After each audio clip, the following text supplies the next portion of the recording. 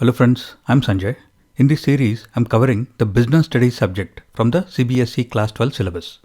We will be following the standard NCERT textbook for the topics that we need to discuss. This is the third part of the series, and in this we will cover the third chapter, which is business environment. First of all, let us understand what is business environment. Suppose a businessman is running a liquor shop somewhere in India. What are some of the factors that will affect the business? The first factor is obviously the customers, whether the business is able to attract the customers, the brands preferred by the customers, whether the location of the shop is convenient for the customers. All such things can affect the business. Next factor can be suppliers, whether the suppliers can send enough quantity of the brands that are in demand, what kind of discounts can the supplier give, how much time will he take to supply, what will be the payment terms. Then there are competitors, whether they are giving any extra discounts to the customers, whether they are more effective in advertising and marketing to the customers, do they have any specific advantages like location. Next is the government, which may increase taxes, decrease taxes, regulate sales, regulate prices, stop sales on any specific days, etc. Then there is the general public, who may not be customers but can still affect the business in many ways, either because they are protesting against the shop being located in the particular place, or they are generally protesting against the sale of liquor in the state. So all of these, customers, suppliers, competitors, the government and the general public, are some of the factors which can affect the business in different ways. And all of these factors are not under the control of the businessman. He can try to influence them, but cannot control them. So, in simple words, everything that can affect the business in any way, but is not under the control of the business, is part of the business environment. The textbook definition of business environment is that it is the sum total of all individuals, institutions, and other forces that are outside the control of a business enterprise, but that may affect its performance. In this chapter, we will be talking about two aspects of the business environment: the factors and the dimensions. Customers, suppliers, competitors, various institutions, the government, and the public are some of the important factors in the business environment. The different dimensions of business environment are economic environment, technological environment, political environment, legal environment, and social environment. The same factors will be present in all the dimensions of the business environment, but they may affect the business in different ways under different dimensions. For example, if there is a major change in the economic environment, like demonetisation or the COVID lockdowns, then the behavior of the customers, the behavior of the suppliers, the competitors, or the institutions like banks during such economic events will affect the business. These days, artificial intelligence has become very popular. How will the customers react to this change in the technological environment? What kind of products or what kind of services will they demand? Will the suppliers be able to provide what the business needs to meet the demands of the customers? What kind of products are the competitors releasing? What is the government doing to regulate AI? So all such aspects will affect the business. Recently there were elections and there was a change in the government in some states, which means that the political environment of those states changed. So what the new government does in terms of its policies and how the customers react to the changes and the actions of the suppliers and the competitors in the new political environment will affect the business. So in short, the important factors of the business environment will remain common, but they may act differently and affect the business in different ways under different dimensions of the business environment. What are some of the important features of the business environment? The textbook mentions 7 features, which are totality of external forces, specific and general forces, interrelatedness, dynamic nature, uncertainty, complexity, and relativity. I will explain each one of these in a little detail. Business environment is the totality of external forces. This is a very simple concept. As I have explained, customers, suppliers, competitors, various institutions, the government, and the public are some of the important factors in the business environment. And economic, technological, political, legal, and social environment are the different dimensions of business environment. So, business environment is the sum total of all these factors and all the dimensions. Specific and general forces. Specific forces are those which affect a single business, such as its customers, its suppliers, its investors, or its competitors. General forces are those which affect all businesses of the same type, or sometimes all businesses. For example, if the customer who would normally buy a car decides not to buy a car, then his decision will negatively affect only one company, the company which is making this car. If he decides to buy an SUV, it will positively affect one of these three companies which are making SUVs. So, a customer is a specific force because the customer will affect only one company at any point in time. But if the government decides to increase GST on automobiles, then this move will affect all car manufacturing companies.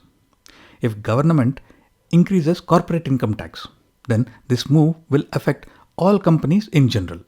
So the government is usually a general force. Inter-relatedness, which means that the different factors and the different dimensions of the business environment are normally interrelated or connected. For example, artificial intelligence is a new technology that affects the technological environment. This technological change will cause some economic changes such as loss of jobs. The loss of jobs will lead to a pressure on the government to regulate AI. And the government may then pass some new laws to regulate AI. And so the legal environment will change. This way, the changes in one dimension will usually lead to changes in other dimensions as well, because they are all interrelated or connected. Business environment is dynamic in nature, which means that it is always changing, such as new technologies keep coming up, changes are happening in competition, political changes, changes in consumer trends, etc. For example, Bajaj was a leader in the Indian scooter market for several decades, especially because there was no competition. When the government changed the rules and companies like Honda, Suzuki and Yamaha came into India, then Bajaj scooters started to lose their market share. When they were losing their market share, they did some market studies and predicted that motorcycles would become increasingly more popular in India. And they also calculated that their profit margins in motorcycles was actually higher than in scooters. Slowly they started working on increasing their market share in motorcycles. And eventually they completely stopped manufacturing scooters.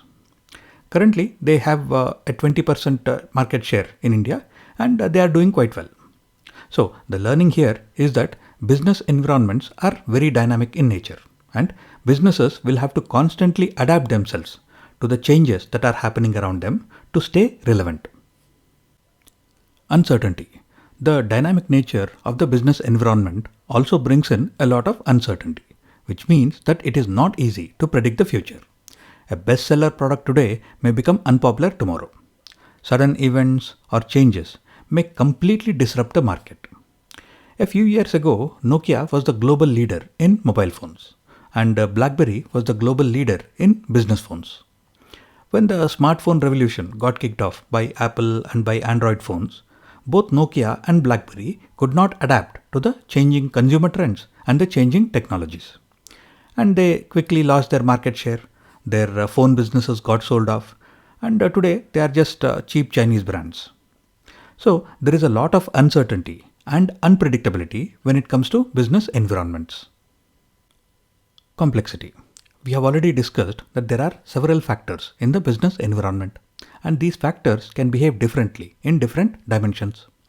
We have also discussed how these different factors and dimensions are interrelated and that business environments are very dynamic, which means that they are always changing. And there is a lot of uncertainty when it comes to business environments. So these different factors and dimensions, the interrelatedness, the dynamic nature, and the uncertainty of business environments creates a high degree of complexity, which means that predicting any changes and predicting the effect and the impact of any changes in the business environment is very difficult. Relativity means that the business environment is a relative factor and it will change depending on the type of business, the region where the business is operating, the country where it is based, etc. For example, McDonald's may be the same brand name in the US and in India. In the US, McDonald's is like a local Udupi hotel or a dhaba where you can go to get a quick and cheap meal to eat. Whereas in India, a meal in a McDonald's restaurant is a relatively expensive affair.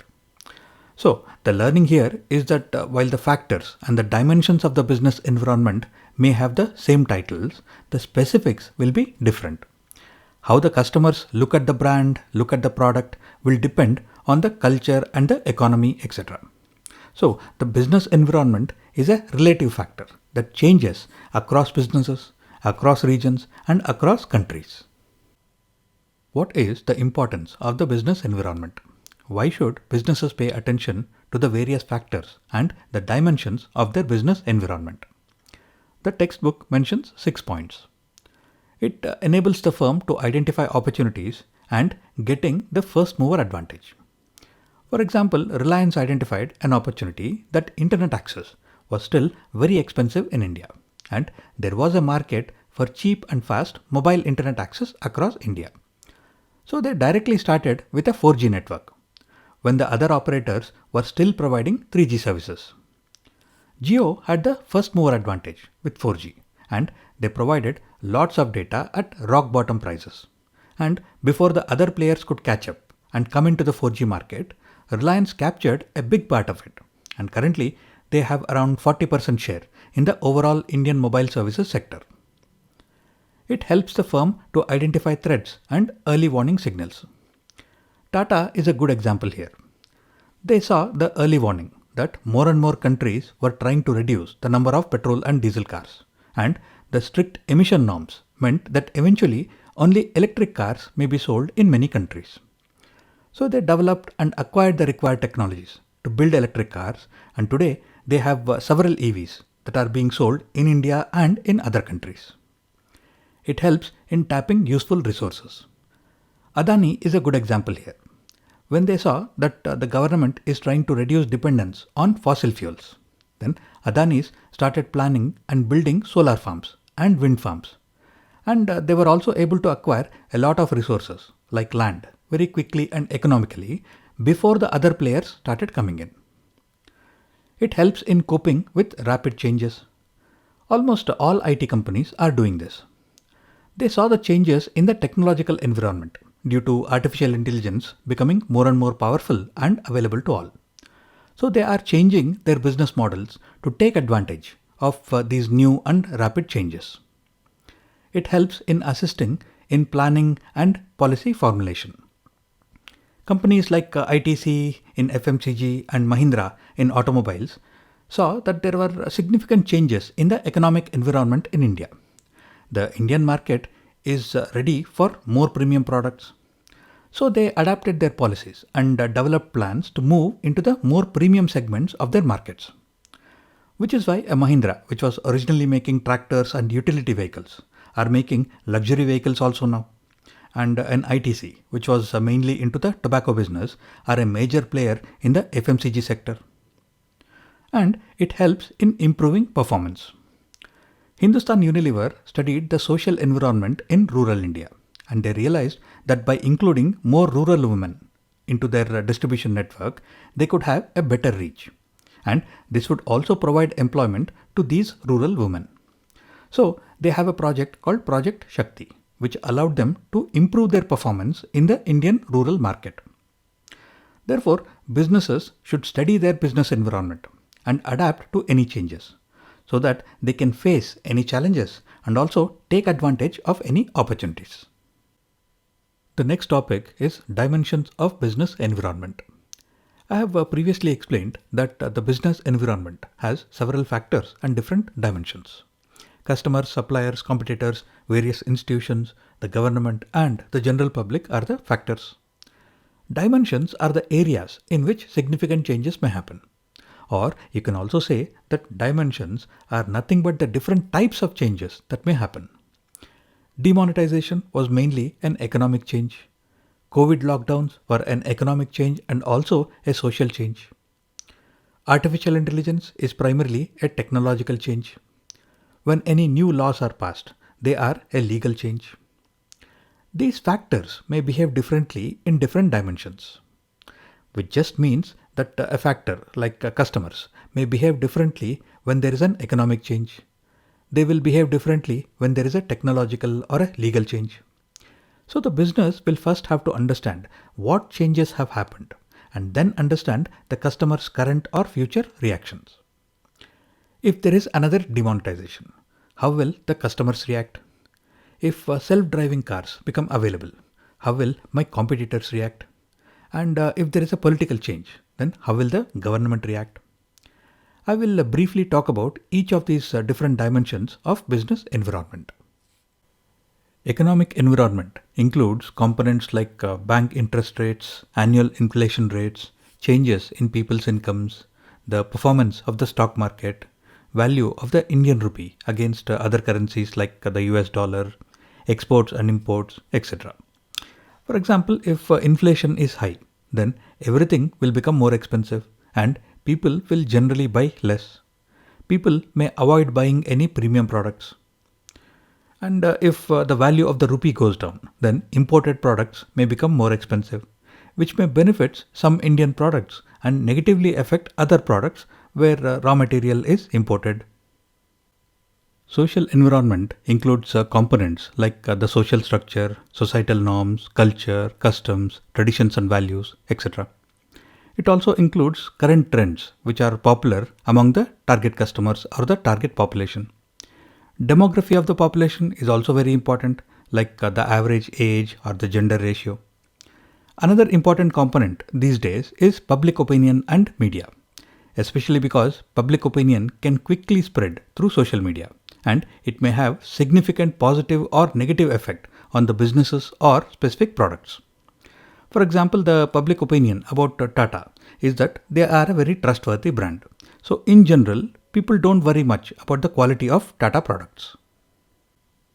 Technological environment is essentially all the technology related aspects, like what kind of research and development facilities are present, what is the level of automation and robotics within the industry, what kind of regulations and standards have to be followed, and what are the intellectual properties that are available to the business. And a point to remember here is that technological aspects tend to have a multiplier effect. For example, if there is a very strong base of innovation and research and development, this will positively affect and advance many of the other components.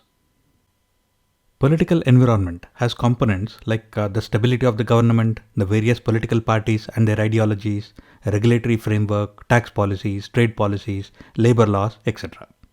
Even corruption and bureaucracy are an important component in the political environment because they can significantly affect the ease of doing business. If there is a lot of corruption and a lot of bureaucratic red tape, then the overall effect may be so negative that it will cancel out any other advantages that the business may have. Legal environment is quite easy to understand. It essentially consists of the laws, the rules and the regulations that affect the business, like business laws, employment laws, environmental laws, etc. Two more very important components here are the effectiveness of the judiciary and the availability of alternate dispute resolution mechanisms.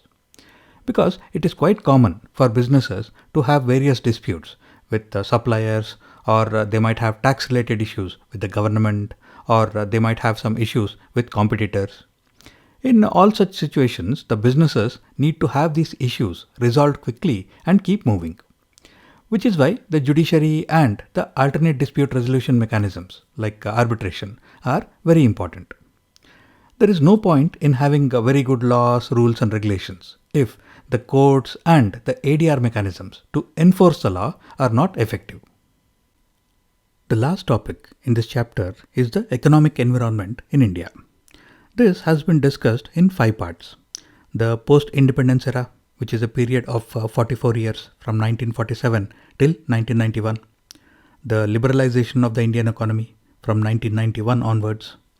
And liberalization also led to privatization and globalization of the economy. and the demonetization event, which happened in 2016. So, to understand the economic environment of India or of any other country for that matter, what are the factors that we need to study? There are the macroeconomic indicators like GDP, inflation, unemployment rate, fiscal deficit. There is the regulatory environment, which includes the government's taxation policies, the ease of doing business in the country, the trade policies. We will also need to study social factors like population demographics, education, the skill levels of the population, healthcare. You can pause the video here and jot down these points for your reference. Don't worry, the class 12 syllabus does not require you to study any of these factors in detail. You just need to be aware of these factors so that you can mention them in your answers. After independence, the Indian economy was primarily agricultural or rural in nature, with around 85% of the population living in rural areas and around 70% of the population engaged in agricultural activities. The governments of the day followed a predominantly socialist pattern of development, where everything was centrally planned and controlled. This post-independence economic period, from 1947 till 1991, is also referred to as the license quota permit Raj. India had just become independent from the British Raj, and the country promptly fell into the license quota permit Raj. Almost every type of activity would require some license or a permit. Before it was abolished in 1991, people were even required to have a license and pay an annual renewal fee to buy and use a normal radio or a normal TV. During the 1950s, people even needed a license to ride a bicycle. As far as the economy was concerned, almost all the important industries and the major sectors were either nationalized or reserved for PSUs. For example, all banks were nationalized, airlines were nationalized, and almost all large industries were public sector units. The private sector was severely restricted. To produce anything, you needed a license. If you got a license, there would be a production quota, which would limit how many items you could produce. And even after you produced something, you needed various kinds of permits to sell your products. The public sector enterprises and the government companies were not especially efficient, and the private sector was restricted. So this era was also marked by recurring food shortages and scarcity of various items. Even though there was a shortage of various goods, you could not even import them legally because imports were also restricted. For example, in the 1970s and the 80s, the waiting period for a normal Bajaj scooter, which was already using outdated technology, was up to 10 years. The few major private companies and almost all the public sector companies enjoyed a protected status. They had no competition because new companies were not given a license at all. So the existing companies had no incentive to innovate or to make new products. They continued to sell their products without any competition. For example, in those days, a car in India meant an ambassador or a premier Padmini. And Hindustan Motors continued to make and sell the ambassador from 1957 all the way till 2014. Till the late 1990s, they did not even bother to make any significant changes. They would just add a few minor accessories here and there and call it Mark 1, Mark 2, Mark 3, etc. So during this period, India's economy either stayed flat for most years or it declined in some years. In 1991, there was an economic crisis in India. Previously, India was not encouraging foreign investments and India was not a major exporter. So the amount of foreign exchange coming into the country was quite limited. At the same time, India had to import petroleum, and since the Indian industry had been so severely restricted by the license quota permit Raj, we were importing quite a few other essential items as well. In 1991, there was a balance of payment crisis. The total amount of foreign exchange that India had was barely enough for around 3 weeks worth of essential imports. India urgently needed loans in foreign currencies.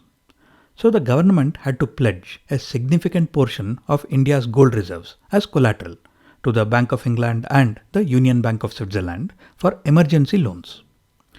This situation was one of the triggers for the economic reforms and the liberalization that was kicked off in 1991. Almost all the sectors of the Indian economy were affected by the 1991 reforms. Fiscal reforms, which reduced fiscal deficit, that is, the difference between what the government received and what it spends, by reducing or abolishing subsidies and divestment of the government shares in PSUs. There were monetary and financial reforms, which made the banking systems more efficient by removing interest rate distortions. Capital market reforms, which allowed for the mobilization of resources through the share market or the securities market and its efficient allocation. There were industrial policy reforms, where industrial licensing was abolished across almost all industrial sectors, except in 18 industries. Almost 80% of the industry was unshackled.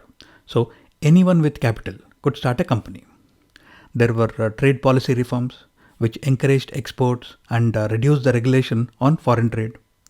And foreign investments were promoted by way of automatic permission for foreign direct investment in high priority industries. And there was also a rationalization of the exchange rate policy, where the rupee was devalued by around 20%, making exports more competitive. So in short, the 1991 economic reforms aimed to liberalize the Indian economy by reducing government control and by promoting private sector participation. This included deregulation of industries, encouraging exports, reduction in import tariffs, and easing restrictions on foreign investment. And this liberalization of the economy also kicked off the process of privatization and globalization, which we will discuss further. Next, let us look at privatization. In the 1990s, there were around 250 CPSEs or Central Public Sector Enterprises. These were companies where the government held more than 51% of the share capital. Therefore, the government controlled these companies. You can also call them PSUs or public sector units. Of these 250 odd CPSEs, almost 45% were already loss making in 1991. And many of the profitable CPSEs were also profitable only because they had a monopoly and there was a complete lack of competition. For example, HMT was making watches and it was a profitable PSU. But they were profitable only because the private sector was severely restricted by the license quota permit system. Once the private sector was allowed to enter the market and Titan watches entered the market, HMT quickly lost market share and it became a loss-making company. And many unprofitable CPSEs were being kept afloat by the governments for political reasons. For example, by around 2019, the government was funding Air India at the rate of around 20 crores per day to keep it operational. Without the government support, Air India would have stopped operating many years ago. As a part of the 1991 reforms, the government liberalized the industrial sector by allowing private players to enter almost all types of industries without mandatory licensing. The government also started exiting the CPSEs. The basic idea should be that the government's job is to govern and not to do business. Here, the government started following three main types of approaches. The large and profitable CPSEs were classified as Navaratna, Maharatna and Mini Ratna companies, and they were given more autonomy or more independence, whereby they would still remain as public sector companies, but the government would not interfere in the normal operations. Professional managers would manage these companies. Indian Oil is a good example, which is still a PSU, but it is managed by a professional management team. Other CPSEs were completely sold off to the private sector, like Air India, which was sold off to the Tata Group. And loss-making and sick companies, which could not just be sold off and which were not a viable business anymore, were referred for insolvency and bankruptcy proceedings, like HMT, where most of the unviable businesses were separated and shut down. As of today, privatization is still going on, but the speed of privatization keeps changing, mainly due to political reasons. Next, let us talk about globalization. During the license quota permit era, there were a lot of restrictions on Indian businesses in terms of exports and also on investing outside India. Imports were also severely restricted through licensing requirements, tariff restrictions or taxes, and quantitative restrictions. If you wanted to import something, first of all, you would need a license. If you got a license, then the customs and the other taxes would be very high. And if you were ready to pay the taxes, there would be restrictions in terms of the quantities that you could import. So imports were severely restricted. And foreign investments in India were either disallowed or tightly controlled.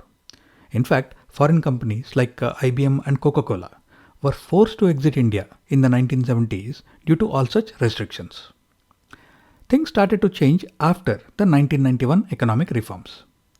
The liberalization, the privatization, and the globalization of the Indian economy opened up the Indian markets to foreign companies. At the same time, Indian companies were also encouraged to export products and services to other countries. One of the positive effects of globalization can be seen in India's foreign exchange reserves. From the situation in 1991, when India just had enough forex for around 3 weeks worth of imports, and we had to pledge our gold to get loans in foreign exchange, to today, when India has the fourth largest forex reserves in the world. Some of the ways in which India is globalizing the economy are through foreign direct investments, through incentivization of investment in India and through single window approvals, through information technology and business process outsourcing, which are actively encouraged through special economic zones and customized rules and regulations specifically for this sector, through trade agreements and export growth, the active participation in the WTO and the various bilateral and multilateral agreements, and the increased cooperation at all levels has opened up the foreign markets to Indian companies and Indian markets to foreign companies. Global supply chains, the Make in India program, the production linked incentives, and the export incentives are encouraging more and more companies to make in India and export to other countries, like Apple manufacturing iPhones and iPads in India. Tourism and remittances, through promotion of tourism at multiple levels by encouraging and incentivizing remittances in foreign exchange by Indians working abroad, and through cultural exchange and media, which can be seen in programs like the Person of Indian Origin and the Overseas Citizen of India schemes. To summarize, we can say that globalization is probably the best indicator of how successful the economic reforms have been. The last topic in the business environment chapter is demonetization. This topic is discussed here because this one event or one action by the government had a significant effect on the Indian economy. On the 8th of November of 2016, Prime Minister Narendra Modi ji appeared on an unscheduled television broadcast and announced the immediate demonetization of all 500 rupee and 1000 rupee banknotes. These banknotes could still be used only for specific transactions, like paying various taxes or paying for petrol or for buying medicines or for medical expenses in hospitals. Otherwise, they had to be deposited or exchanged in any bank before a cutoff date. A couple of major objectives of this demonetization exercise were to flush out the black money from the economy, and because fake currencies were mainly being circulated in large denominations, demonetization could render such fake notes unusable. And historically, this was not the first time that such a demonetization was done. Previously, demonetization of banknotes had been done in 1946 and in 1978. But in 1946 or in 1978, the size of the Indian economy was much smaller. And also, these large denomination notes were mainly being held by very wealthy people. So the impact of the demonetization was probably quite minimal. But in 2016, the 500 rupees and the 1000 rupee notes represented around 86% of the overall value of the currency in circulation at that time. And depending on which reports you read, some people argue that demonetization had a severe negative impact on the economy. It mainly affected small businesses and it led to loss of jobs, etc. Others argue that the negative impacts were only for a brief period, but the positive effects can be seen in the long run. When we look at how demonetization affected different parts of the economy, cash transactions suddenly declined because people were not willing to accept the demonetized notes. Bank deposits increased because everyone was depositing these notes in their bank accounts, and this led to an increased savings rate. Real estate prices decreased. The stock market indices also saw a decrease. But the gold prices increased because a number of people used these demonetized notes to go and buy gold jewelry. Since the currency notes were in short supply, usage of NEFT, IMPS, debit and credit cards increased significantly. Even people who had never used any form of digital payments earlier were forced to learn. Wallet and UPI apps like Paytm, PhonePe and Google Pay became very popular. Every shop and every vendor started to have a QR code. Income tax and GST collections increased due to digitization because cash transactions were reduced. But when it comes to black money and fake currency, some experts estimated that there was a very limited effect, whereas others disagree. But overall, demonetization did not fully achieve all its intended goals. And with that, we have come to the end of this chapter. If you have any questions or feedback, please post a comment below. I will see you soon in the next video. Take care and Jai Hind.